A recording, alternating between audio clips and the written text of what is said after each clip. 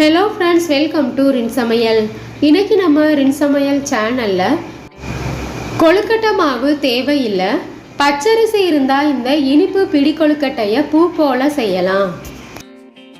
குழந்தைகள்லேருந்து பெரியவங்க வரைக்கும் எல்லாருமே விரும்பி சாப்பிடுவாங்க. இந்த ஸ்வீட் ஸ்நாக் ரெசிப்பியை 1 கப் பச்சரிசி இருந்தால் போதுங்க, சட்டுன்னு செஞ்சிடலாம். கொழுக்கட்டை மாவே தேவைப்படாதுங்க.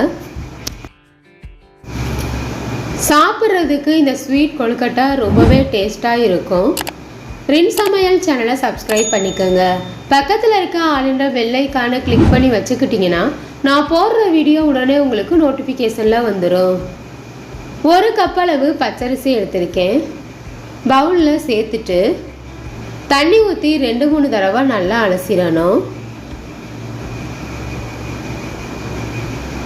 அரிசி மூழ்கிற அளவுக்கு தண்ணி சேர்த்துட்டு மூடி போட்டு 2 மணி நேரத்துக்கு அரிசியை ஊற வச்சிடணும்.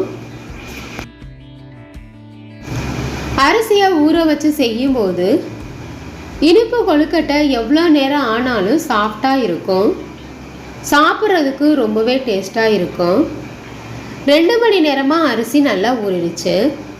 தண்ணி எல்லாத்தையும் வடிகட்டிட்டு காட்டன் கிளாத்தை விரித்து விட்டுட்டு அது மேலே அரிசியை காய வச்சிடலாம்.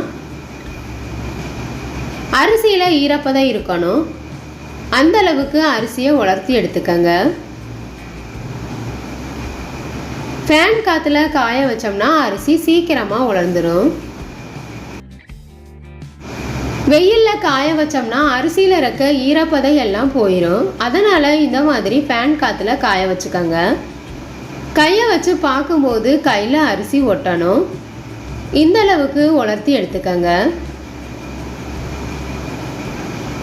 அரிசியை மிக்ஸி ஜாரில் சேர்த்துட்டு நைஸாக அரைச்சிக்கணும். இந்த மாதிரி அரைச்சதுக்கு அப்புறமா ஜல்லடையில் கொட்டிட்டு குருணைகள் இல்லாமல் சலிச்சு எடுத்துக்கங்க. குருணைகள் இருந்ததுன்னா மறுபடியும் மிக்ஸி ஜாரில் சேர்த்துட்டு நைஸாக அரைச்சி சலிச்சு எடுத்துக்கணும். சலிச்சு எடுத்துட்டு மாவை கடாயில் சேர்த்துட்டு மாவில் இருக்க ஈரப்பதம் போகிற வரைக்கும் லைட்டாக வறுத்துக்கணும். இப்போ நமக்கு கொழுக்கட்டை மாவு ரெடி ஆயிடுச்சு. கடாயில் 1 கப் அளவு வெல்லம் சேர்த்துக்கலாம். எந்த கப்பில் அரிசி அளந்து எடுத்தோமோ அதே கப்பில் 1 கப் அளவு வெல்லம் சேர்த்துக்கலாம். 1 கப் அளவு தண்ணி சேர்த்துக்கணும். 1 கப் அளவு அரிசிக்கு 1 கப் அளவு தண்ணி கரெக்டாக இருக்கும். பாகு பதம் பார்க்க தேவையில்லை. உருண்டை வெல்லம் சேர்த்துருக்கனால கல்மண் தூசி இருக்கும், அதை வடிக்கிறதுக்காக சூடுபடுத்திக்கணும். கல்மண் தூசி இல்லாத வெல்லமாக இருந்தால் அப்படியே சேர்த்துக்கலாம். வடிகட்டின வெள்ளை தண்ணியை கடாயில் சேர்த்துட்டு இது கூட கொஞ்சமாக நெய் சேர்த்துக்கங்க. வெள்ளை தண்ணி கொதி வந்ததுக்கு அப்புறமா 1/2 கப் அளவு துருவின தேங்காய் சேர்த்துக்கணும். வாசனைக்காக கொஞ்சமாக ஏலக்காய் தூள் சேர்த்துக்கங்க. தேவையான அளவு உப்பு. நம்ம சேர்த்துருந்த வெள்ளை தண்ணி கொதி வந்ததுக்கு அப்புறமா வறுத்து வச்சிருக்க மாவை சேர்த்துட்டு கட்டிகள் இல்லாமல் கலந்து விட்டுறணும். தண்ணி அதிகமாக இருக்க மாதிரி இருக்கும். மாவை ஆற வச்சு கொழுக்கட்டை பிடிக்கும்போது சரியாக இருக்கும். கையெடுக்காமல் அடுப்பை மீடியம் ஃப்ளேம்லேயே வச்சு நல்லா கிண்டிடணும்.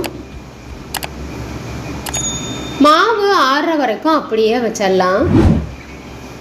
இப்போ நமக்கு கொழுக்கட்டை மாவு ரெடி ஆயிடுச்சு. மாவு நல்லா ஆறிடுச்சு. கையில் ஒட்டுற மாதிரி இருந்ததுன்னா கொஞ்சமாக நெய் தடவிக்கங்க.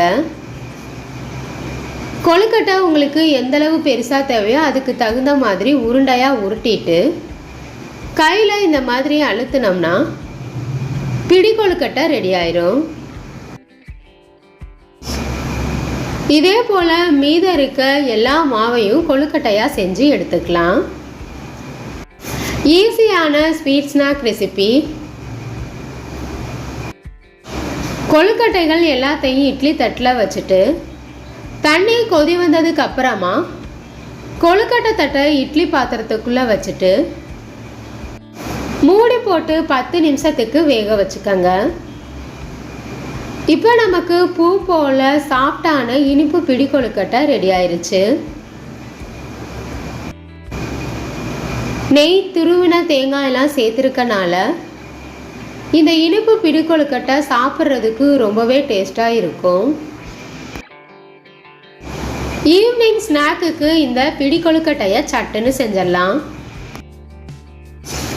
இந்த ஈஸியான ஸ்வீட் ஸ்நாக் ரெசிபியான இனிப்பு பிடி கொழுக்கட்டை உங்களுக்கு பிடிச்சிருந்ததுன்னா ரின் சமையல் சேனலை சப்ஸ்கிரைப் பண்ணிக்கோங்க ஃப்ரெண்ட்ஸ்.